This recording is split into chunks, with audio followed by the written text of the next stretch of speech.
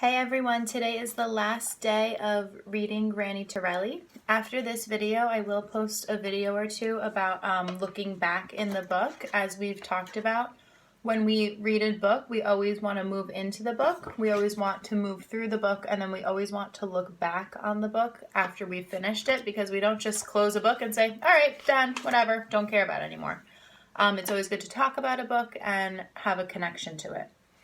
So last we left off, Granny Torrelli was telling us the story about the Gattosi baby, and we also were introduced to a couple new characters, such as the boys across the street and Janine as well.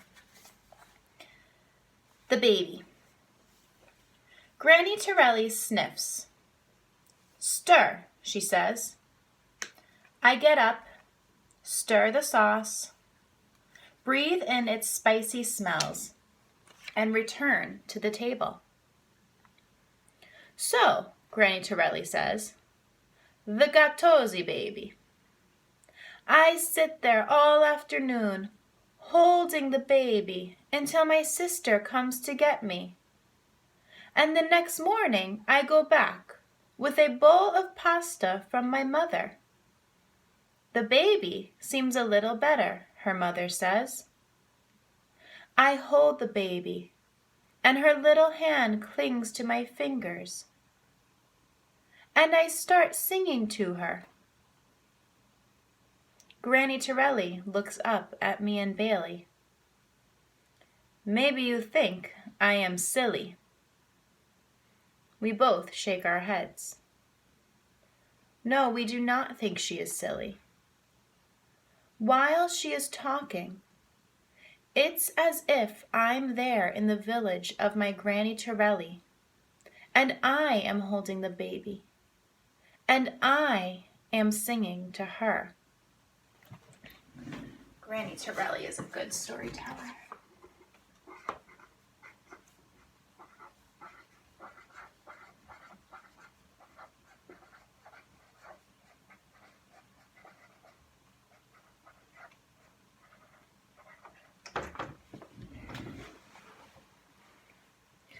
I am singing the songs of my mother and my grandmother, Granny Torrelli says.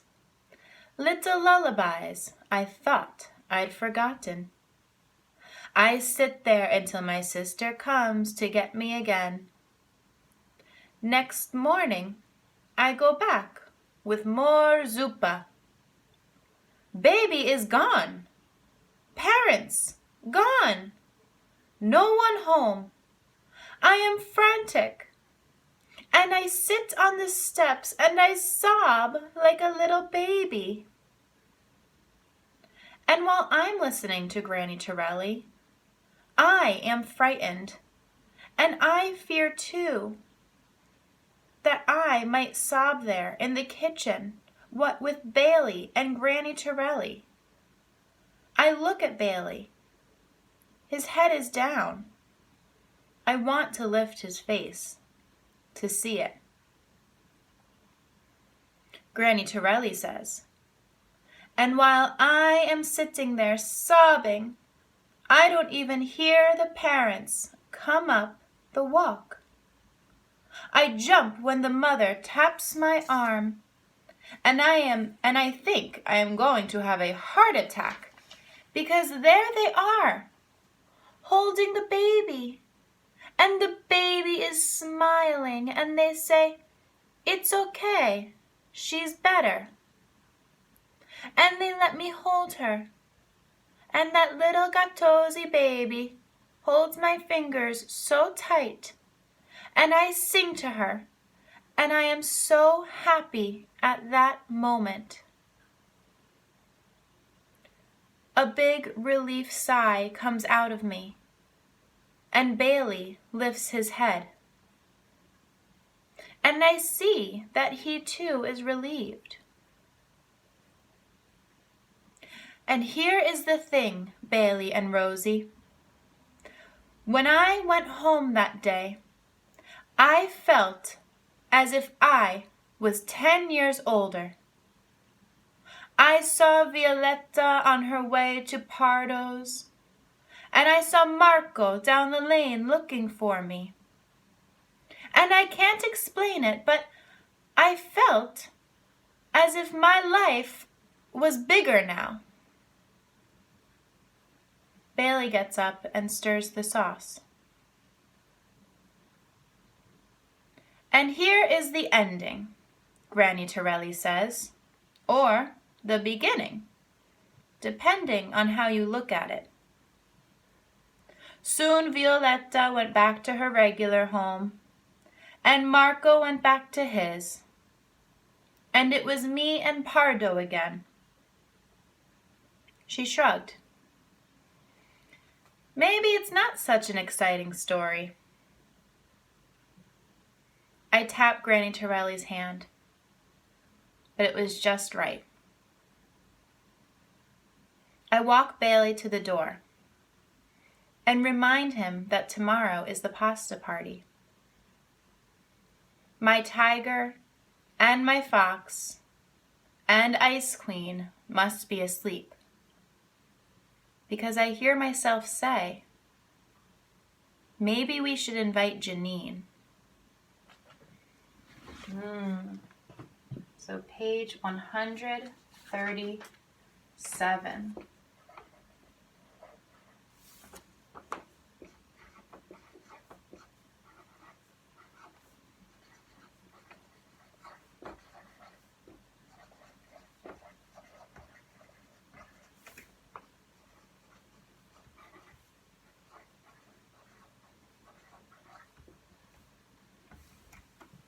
To me, that doesn't seem like the stubborn Rosie we met at the beginning of the book. At the beginning, Rosie was so stubborn. Not anymore.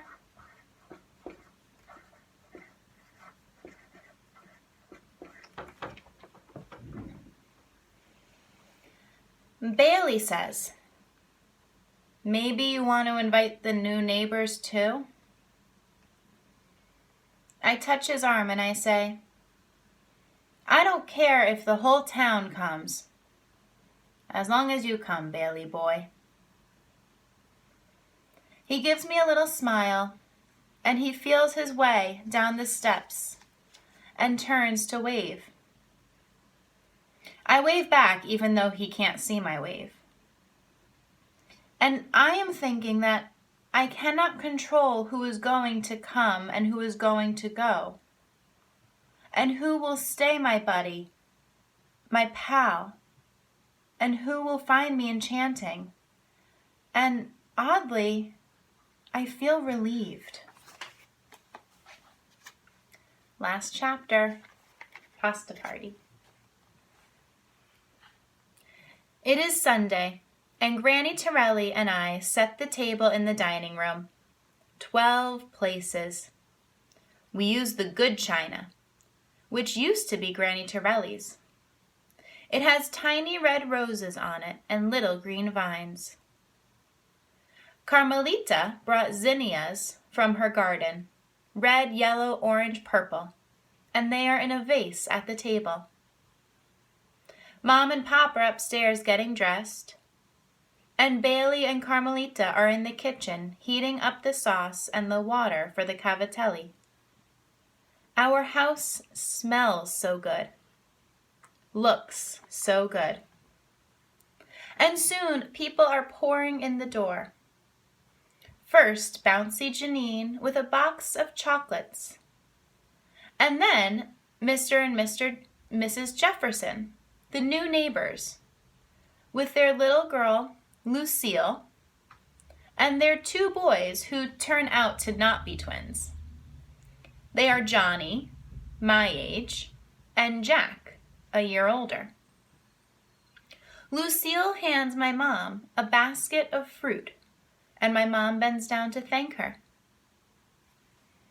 It is good that we are all crowded together in our little house, because if there were more room, we would be awkward with each other, I think.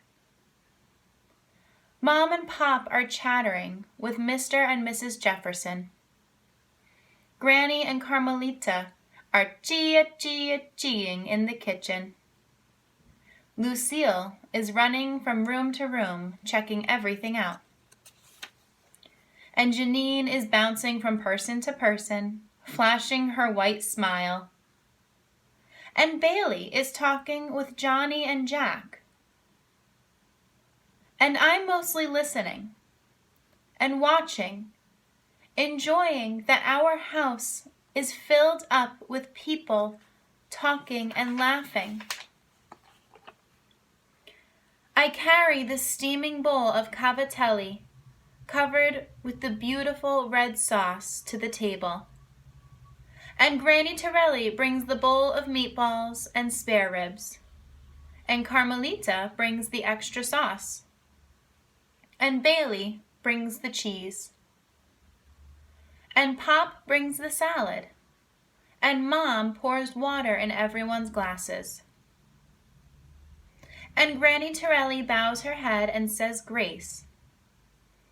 And at the end, she blesses her mama and Papa and all her sisters and brothers and everyone at the table.